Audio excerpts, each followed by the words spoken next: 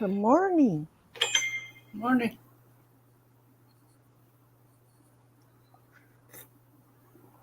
Cappuccino. All I had was a cheap coffee and it doesn't taste good, so Oh, cappuccino it is. but what kind of cappuccino are you drinking? French vanilla.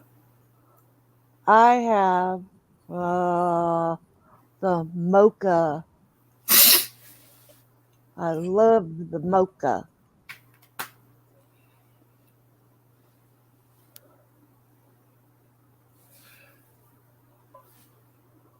Gonna wait a couple of minutes before I start.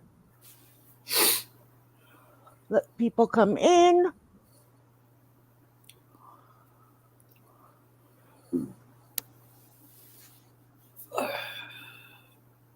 It is a beautiful day today. So far, hopefully the sun comes out and warms it up. Oh, it's out.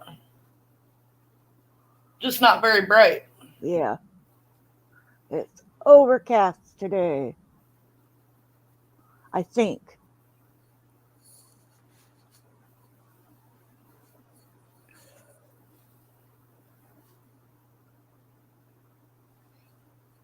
My glasses are all scratched up thanks to the Yeah, cat.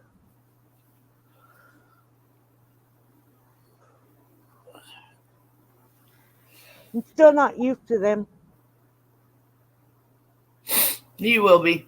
Hello, see, are you?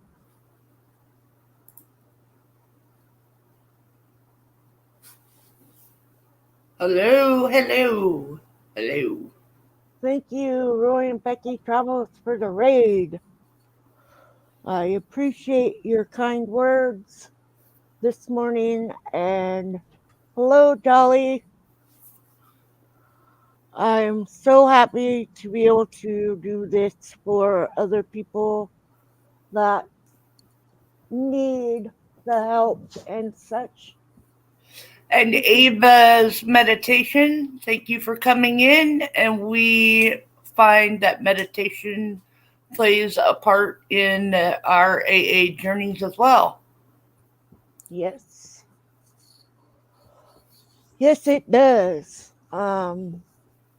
So today is our Tuesday meeting. Book Um, reading. we're reading the big book of Alcoholics Anonymous, which I put in my description. Also, hello, Ava, Potterfield, and friends. Thank you for being such a wonderful person and a great help in lifting everyone up when they may be feeling down. Your words are encouraging and very helpful to make people feel better. So today we are on page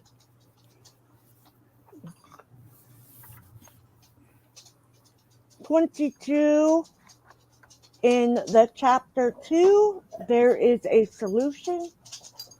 We'll get into that, and we're going to start with the serenity prayer, and then I will read the steps. And I think on my Saturday meetings, I am going to start doing the traditions as well as the steps. And so, but in the description, I always put the pages, the book, the chapter, because not all books are the same. They do all still have the same things in them, but the newer editions are different pages than the older editions. So I just want to put that out there. And please be kind. Don't do judgment. AA is a help group, not a uh how do you put it? Anyways, it is just to help people that need the help. If you want to listen, that is great. Please do not be rude to people in here. The chat does get uploaded, so if you are just here to listen and you don't want anyone to know that you have this issue, then please just hit the like button. Um, and this is a free gift from me that I receive for free. I do not ask for any money for in these meetings. Um, but I was given this gift, and I feel that I can share this gift and my story with other people who can relate or who are still suffering and thinking about getting sober or who have just gotten sober. So it is all for that on these meetings.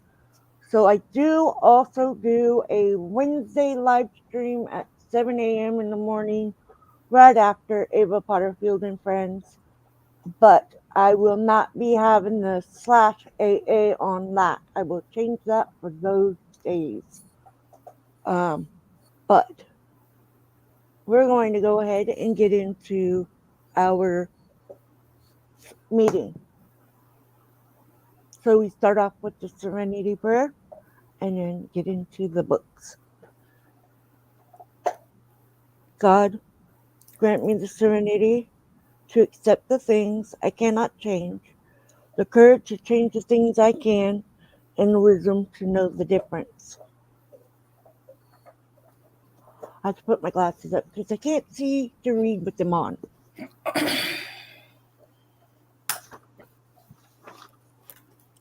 So I read the steps out of the 12 Steps and 12 Traditions book. And if you don't have a book, just listen. And I appreciate you guys for being here. Step 1. We admitted we were powerless over alcohol, that our lives had become unmanageable. 2. Came to believe that a power greater than ourselves could restore us to sanity. 3. Made a decision to turn our will and our lives over the care of God as we understood Him. 4. Made a searching and fearless moral inventory of ourselves. 5. Admitted to God, to ourselves, and to another human being the exact nature of our wrongs. 6. We're entirely ready to have God remove all these defective characters. 7. Humbly asked Him to remove our shortcomings. 8. Made a list of all persons we had harmed and become willing to make amends to them all. 9. Made direct amends to such people wherever possible, except when to do so would injure them or others. 10. Continued to take personal inventory and when wrong, promptly admit it. 11. Sought through prayer and meditation to improve our conscious contact with God as we understood Him, praying only for knowledge of His will for us and the power to carry that out. 12. Having had a spiritual awakening as a result of these steps, we tried to carry this message to alcoholics and to practice these principles in all our affairs.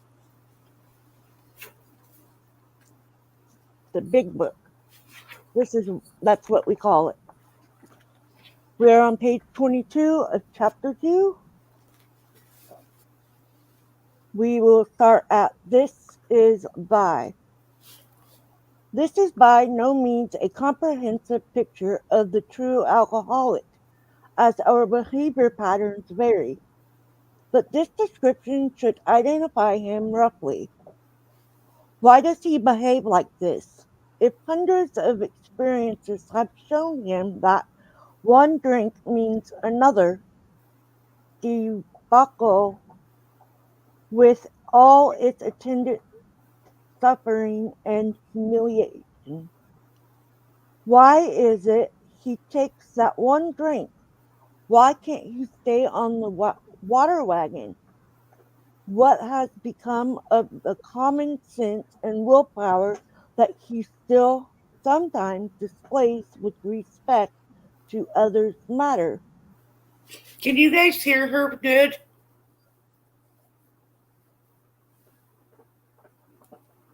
I hope so. Because my computer, I can barely hear you. That's okay.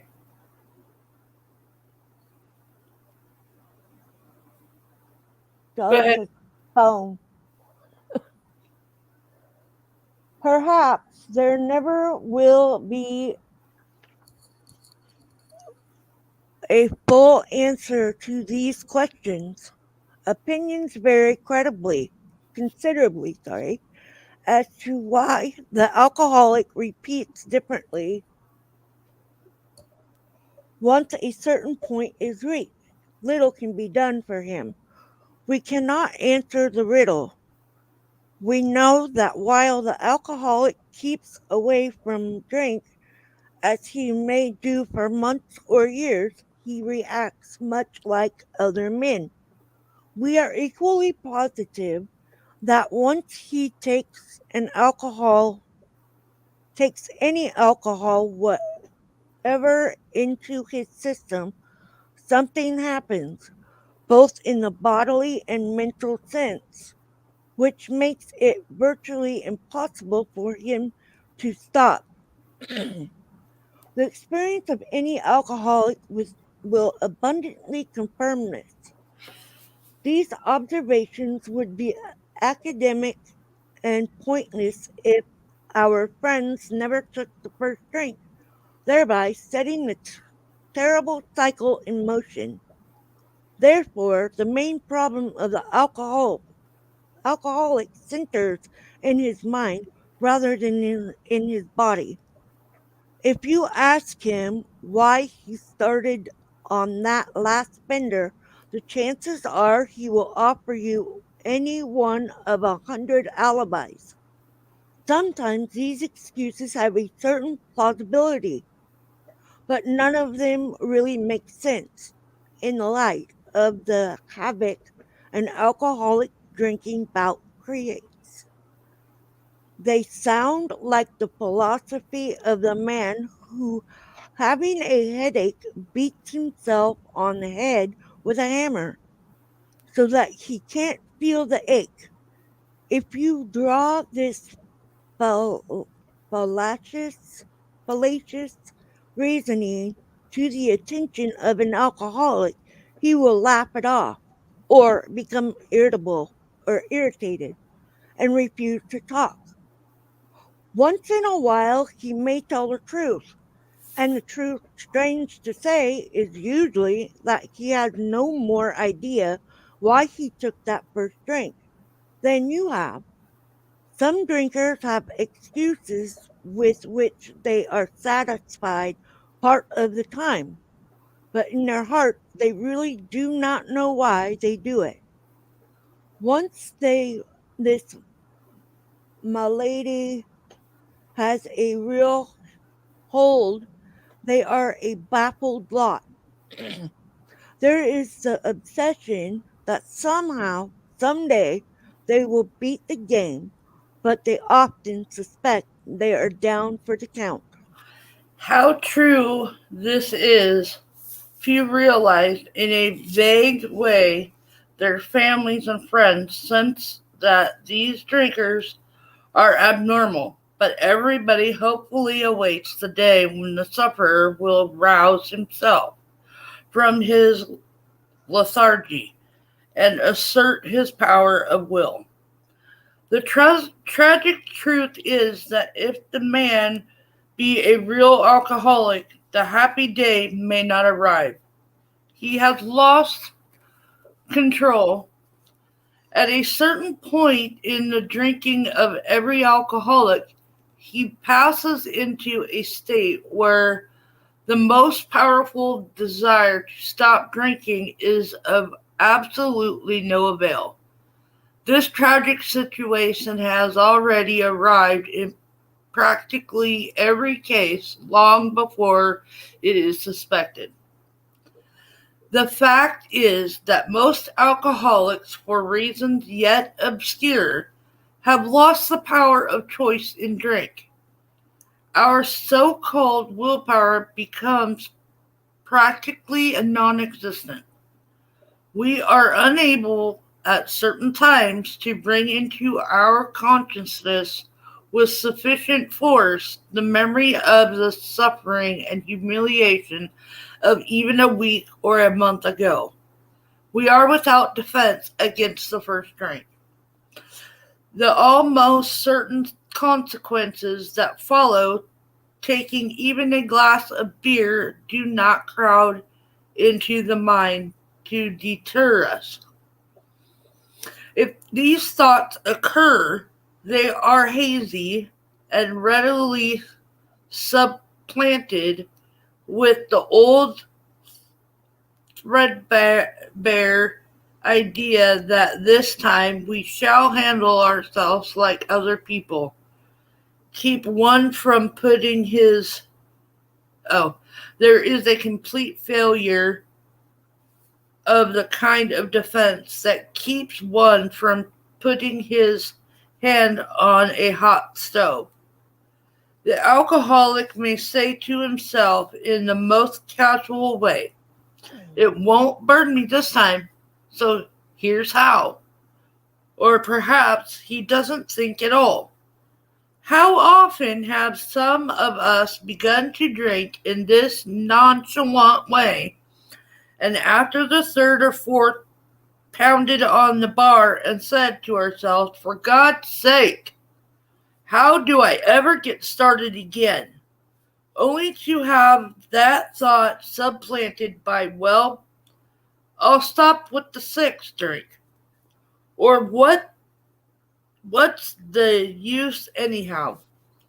When this sort of thinking is fully established in an individual with alcoholic tendencies, he has probably placed himself beyond human aid, and unless locked up, may die or go permanently insane. These stark and ugly facts have been confirmed by legions of alcoholics throughout history. But for the grace of God, there would have been thousands more convincing demonstrations. So many want to stop but cannot. There is a solution. Almost none of us liked the self-searching, the leveling of our pride, the confession of shortcomings, which the process requires for its successful consumption. But we saw that it rarely worked in others, and we had come to believe in the hopelessness and futility of life as we had been living it. When therefore we were approached by those in whom the problem had been solved, there was nothing left for us but to pick up the simple kit of spiritual tools laid at our feet. We have found much of heaven, and we have been rocketed into a fourth dimension of existence of which we had not even dreamed.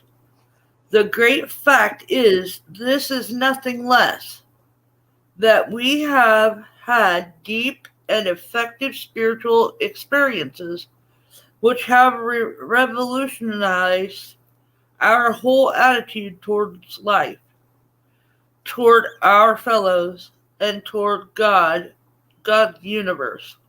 The central fact of our lives today is the absolute certainty that our Creator has entered into our hearts and lives in a way which is indeed miraculous. He has commenced to establish those things for which for us, which we could never do by ourselves. If you are as seriously alcoholic as we are, we believe there is no middle of the road solution. We were in a position where life was becoming impossible, and if we had passed into the religion from which there is no return, through human aid, we had but two alternatives. One was to go on to the bitter end, blotting out the consciousness of our intolerable solution as best we could, and the other to accept the spiritual help. This this we did because we honestly wanted to, and we're willing to make the effort. A certain American businessman had ability, good sense, and high character. For years he had floundered from one sanitarium to another. He had con- consulted the best known American psychiatrists. Then he had gone to Europe, placing himself in the care of a celebrated physician, the psychiatrist Dr. Jung, who prescribed for him through experience had made him skeptical. He finished his treatment with unusual confidence.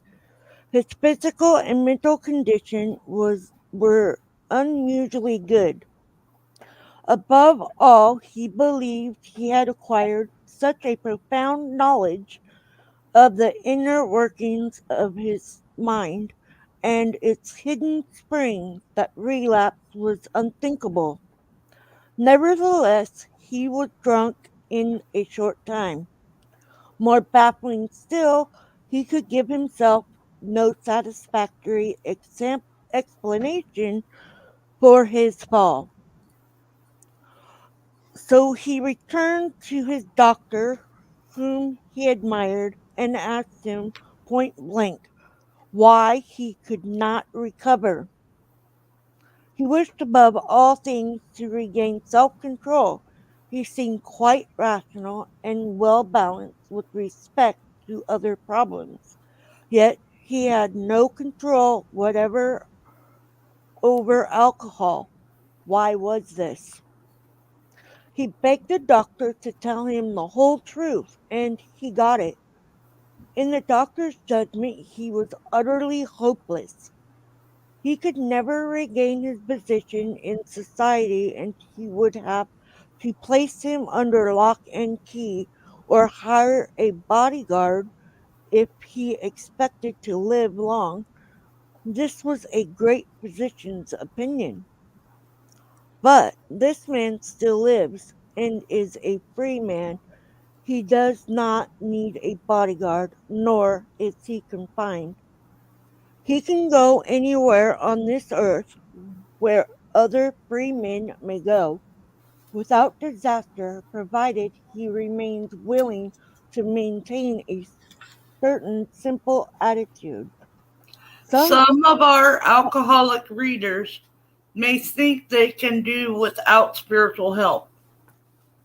Let us tell you the rest of the conversation our friend had with his doctor. The doctor said, "You have the mind of a chronic alcoholic. I have never seen one single case recover where the state of mind existed to the extent that it does in you." Our friend felt as though the gates of hell had closed on him with a clang. He said to the doctor, "Is there no exception?" "Yes," replied the doctor, "there is. Exceptions to the cases such as yours have been occurring since early times. Here and there, once in a while, alcoholics have had what are called vital spiritual experiences. To me, these occurrences are phenomena. They appear to be in the nature of huge emotional displacements and rearrangements. Ideas, emotions, and attitudes, which were once the guiding force of the lives of these men, are suddenly cast to one side, and a completely new set of conceptions, and motives begin to dominate them. In fact, I have been trying to produce some such emotional rearrangement within you. With many individuals, the methods which I employed are successful, but I have never been successful with an alcoholic of your description. Upon hearing this, our friend was somewhat relieved, for he reflected that, after all, he was a good church member. This hope, however, was destroyed by the doctors telling him that while his religious convictions were very good, in his case they did not spell the necessary vital spiritual experience. Here was the terrible dilemma in which our friend found himself when he had the extraordinary experience which, as we have already told you, made him a free man. We, in our turn, sought the same escape with all the desperation of drowning men. What seemed at first a flimsy reed has proved to be the loving and powerful hand of God. A new life has been given us, or, if you prefer, a design for living that really works. The distinguished American psychologist William James, in his book Varieties of Religious Experience, indicates a multitude of ways in which men have discovered God. We have no desire to convince anyone there is only one way but which faith can be acquired. If what we have learned and felt and seen means anything at all, it means that all of us, whatever our race, creed, or color, are the children of a living creator with whom we may form a relationship upon simple and understandable terms as soon as we are willing and honest enough to try. Those having religious affiliations will find here nothing disturbing to their beliefs or ceremonies. There is no friction among us over such matters. I'll read. We think it no concern of ours what religious bodies our members identify themselves with as individuals.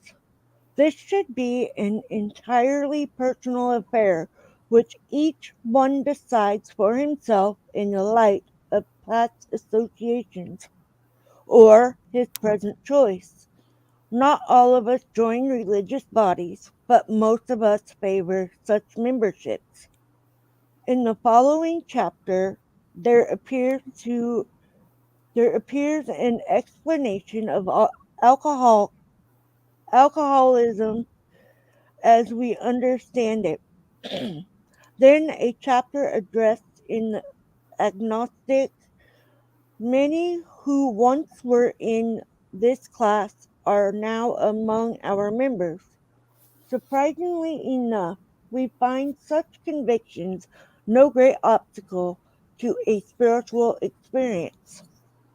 Further on, clear cut directions are given showing how we recover. These are followed by 42 personal experiences. Each individual in the personal stories describes in his own language and for his own point of view the way he established his relationship with God. These give a fair across section of our membership and a clear cut idea of what has actually happened in their lives. We hope no one will consider these self-revealing accounts is bad taste or in bad taste. Our hope is that many alcoholic men and women desperately, desperately in need will see these pages, and we believe that it is only by fully disclosing ourselves and our problems that they will be persuaded to say, yes, I am them too. I must have this thing.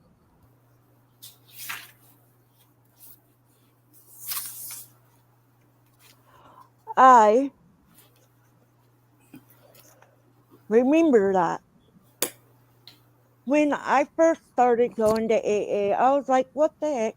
I went willingly. I went because a friend asked me to. Okay.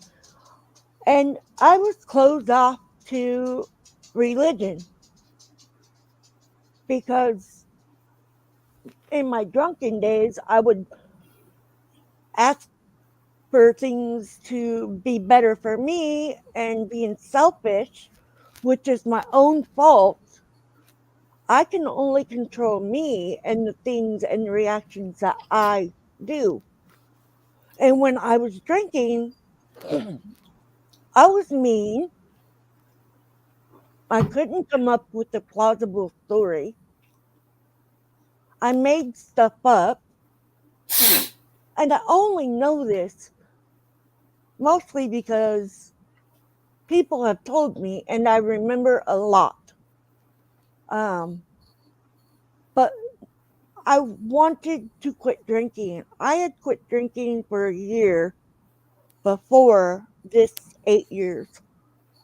Um, and I thought, okay, wow. Before I started Alcoholics Anonymous, I thought, okay, I've been a year without it. And I went back out and I bought some alcohol. I took it home. It sat in the refrigerator for a long time. I was like, maybe I can go ahead and have one. That was a bad choice. Bad choice. Because let me tell you, that led to even longer of me drinking. Praise the Lord, or my higher power, and the help of AA, reading the big book, reading the steps, reading the traditions, having my sponsor.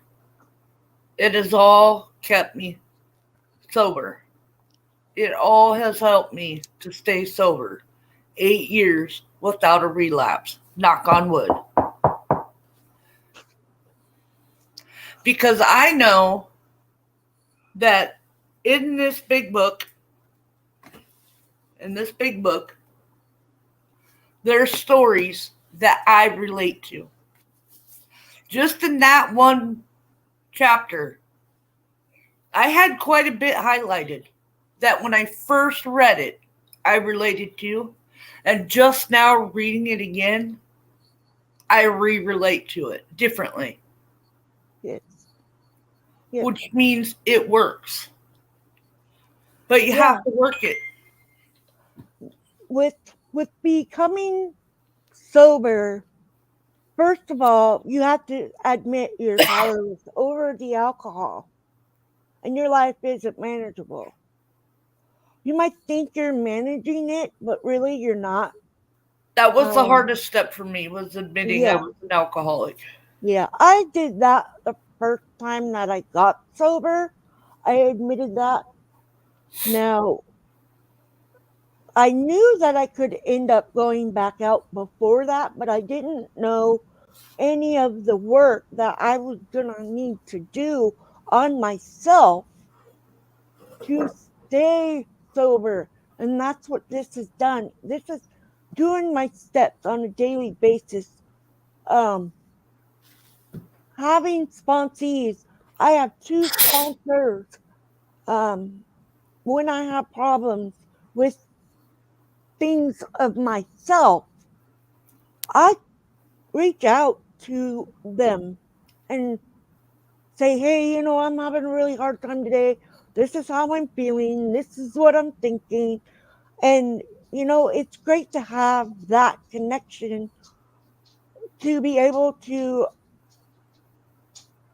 um, have a relation of the same things that we have to work on a daily basis, because that's exactly what it is. It's work. It is a lot of work on yourself. This what Because you're this what you're doing right here with your platform is also one of the steps. yes, It's working and helping other alcoholics that is become recovering. yeah, that is what do they call it? I know they have a specific term for it. I can't remember what the service work. Yes. And that we do service work, whether we're at a meeting, passing out or setting up things. Um, we do service work by reaching out to other alcoholics, um, helping them through their hard times. So when my sponsees or my sponsors are having a bad time or a hard day, they know they can reach out to me, and I will talk to them and see if we can understand why they are feeling that way and help them work through those feelings, so that way they don't jump off that water wagon. Um, because with my experience of jumping off the water wagon, I can tell them that it is exactly what it is. That is exactly what happens. So, um, I am more than happy to give this gift out for free, as I have the dog licking my foot. You just cleaned my foot. Thank you. I don't want your kisses. Stop licking my foot, you weirdo. Anyways, but yes, it is. Go. Go. Give me your ball. I tell him to give me his ball, and he gets his ball. And then he chews on it. Anyways, but I'm not by any means going to tell you that this is easy to do, because it's not. It's hard work, especially when you're first starting. When you first go to a meeting, you're like, I don't know these people. They're going to judge me on whatever they can. Um, you don't have the courage to speak up and tell your story, uh, give your truth. That's Um, one of the things I'm still working on is um, not worrying about people judging me. yeah, I still have those days where I'm worried about it, but every person has that, so it's a normal thing. I still have the problem of screaming and yelling at people going down the road and calling them names. I know a lot of people that do that as well, and I really shouldn't be doing it, but some things are just really hard. But you work your steps in every day. When you are aroused with a issue, a lot of people will say the Serenity Prayer multiple times to get their thoughts off of that topic that has made them upset. Now, I know people that do that. I do that sometimes. But that is still working your steps. That is still acknowledging that, you have this issue and you're working on it. It helps you with the attitude of being the person that you want to be, being the great person that you can be, and practicing all of these principles in all of our affairs.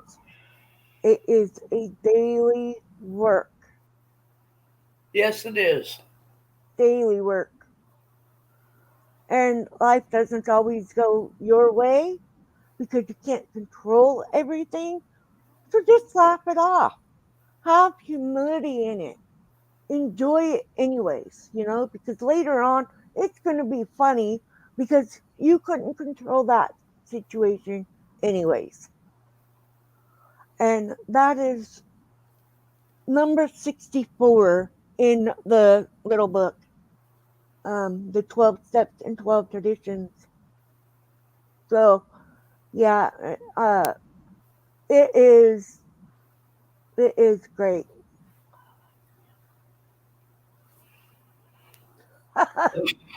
You Well, have a cast iron pan. I, I'm gonna step down, sis.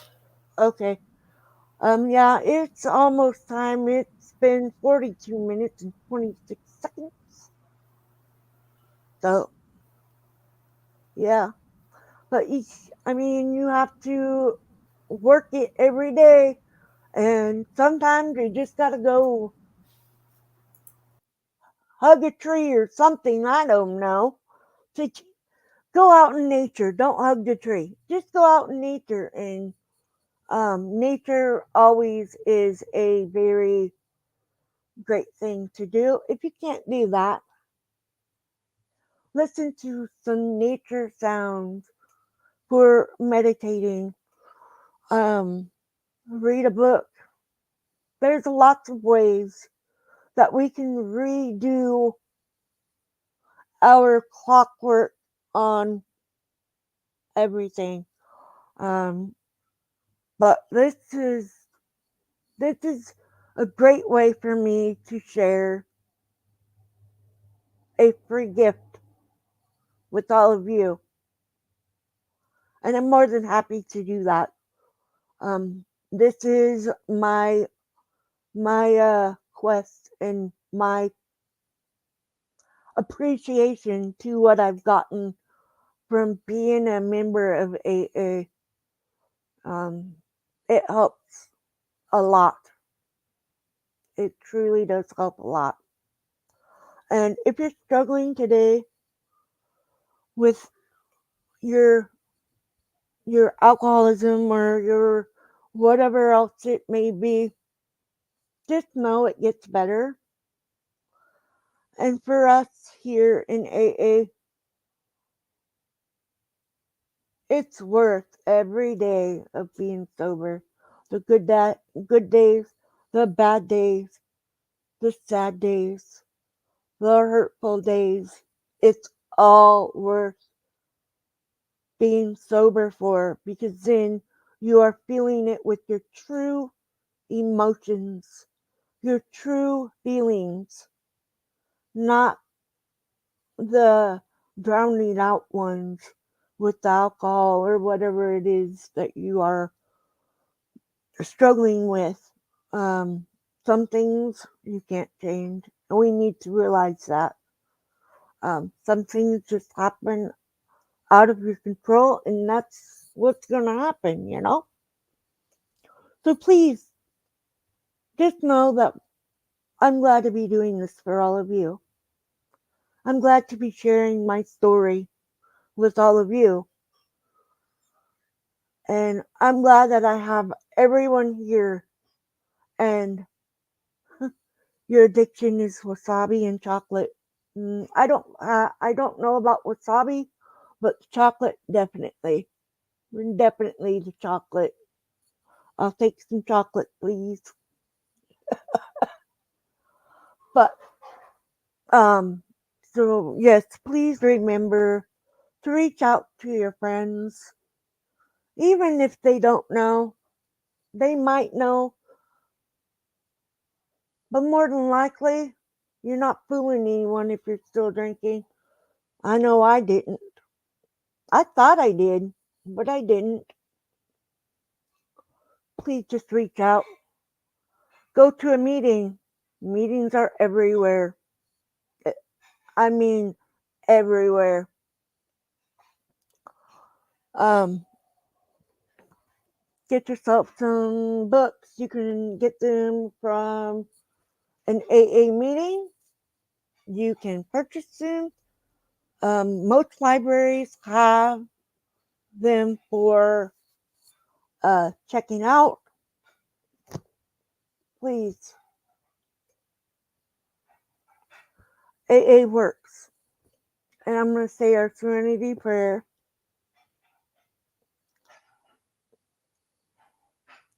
God, grant me the serenity to accept the things I cannot change, the courage to change the things I can, and the wisdom to know the difference. Please keep coming back. It works if you work it. Don't forget to hit the like button and share and subscribe so we can share this with everyone else. I love you guys. Have a wonderful rest of your day.